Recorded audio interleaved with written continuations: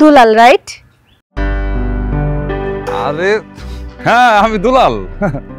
আরে ফেসবুকে পরিচয়, ফেসবুকে আমার ছবি দেখছো, আর সরাসরি আমাকে দেখে চিনতে পারবো আমি তো কল্পনা করতে পারি না। ঢাকা শহরের মেয়েদের অনেক ট্যালেন্ট আছে, আর তাছাড়া তোমাকে ছবিতে যতটা খ্যাত লাগে বাস্তবে অতটাও খ্যাত লাগে না। খ্যাত মানে বুঝলাম না। ও মাই গড, খ্যাত মানে বুঝো না? খ্যাত মানে হচ্ছে গ্রাম্মা। আরে আমি যে গ্রাম্মা এটা তো আমি গর্ব করি, ইংলিশে বলে প্রাউড। আমি প্রাউড ফিল করি আমি গ্রামের ছেলে। তোমাকে একটু ছুঁয়ে দেখতে পারি?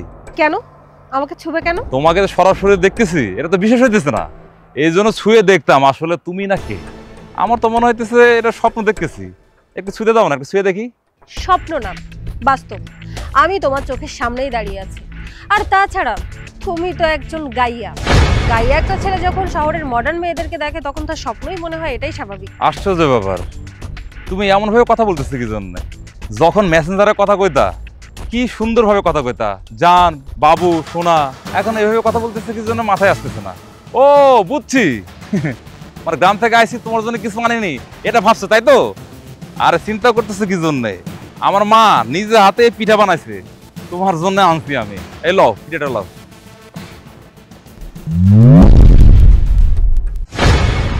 এই ছোট লোকের বাচ্চা, তুই ভাবলি কি করে তোর এই পিঠা আমি খাবো? তোর যে পিঠা এটা আমার বাসার কাজের লোকও খায় না। এটা তুমি কি করলা? আমার মা নিজের হাতে পিঠাটা বানাইছে, আর এই পিঠাটা তোমারে দিমু বলে গ্রাম থেকে পিঠাটা নিয়ে আইছি, আর তুমি পিঠাটা ফালাই দিলা। আরে গ্রাম থেকে আমি কত স্বপ্ন নিয়ে আইছি তোমার সঙ্গে আমি দেখা করুম, দেখা করে আমরা কবে বিয়ে করুম এটা ঠিক করুম, বিয়ে করে গ্রামে নিয়ে যাবো, গ্রামের সকলকে কমু শহর থেকে বিয়ে করে আনছি একটা সুন্দর মিয়া, আর তুমি আমার সব স্বপ্ন নষ্ট করে দিলা। এই দূরে সর যা। মনে এমন কথা বলতেছি কি জন্য? আমি তো মরে যাবো, বিশ্বাস করো তোমার আমি সত্যি অনেক ভালোবেসে ফেলাইছি, তোমার একটা স্বপ্ন দেখে ফেলাইছি তোমার বিয়ে করুম। তোর সঙ্গে আমি অ্যাক্টিং করেছি, বুঝতে পারছিস? অ্যাক্টিং?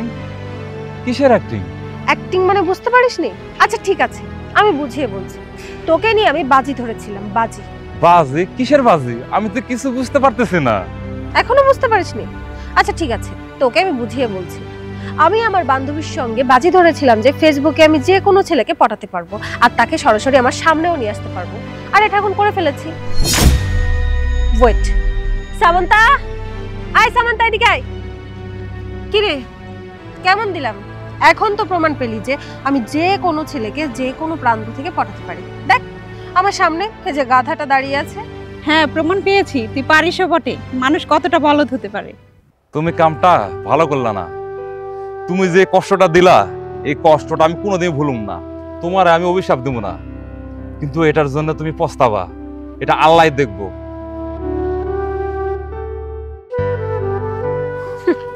কথা আছে না, পাগলে কি না বলে ছাগলে কি না খায়। স্যার আসতে পারি? আসুন আসুন। স্যার দেখলাম আপনি অনলাইনে নিয়োগ বিজ্ঞপ্তি দিয়েছেন, আপনার কাজের বুয়ার প্রয়োজন। আসলে আমি একটা এজেন্সি থেকে এসেছি, আমরা কাজের বুয়া সাপ্লাই দিয়ে থাকি। আপনি যদি বেতনের কথা বলতেন তাহলে আমি আপনাকে হেল্প করতে পারতাম। আচ্ছা আচ্ছা ঠিক আছে, বুঝছি, বসুন বসুন।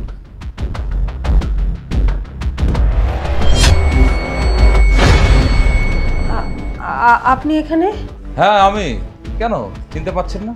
এই যে আপনি আসার সময় গ্যারেজে গাড়ি দেখলেন 5-6টা, সব গাড়ি আমার, আর এই বাড়িটা দেখতে পাচ্ছেন পুরো বাড়িটাই আমার। আরে বসুন বসুন।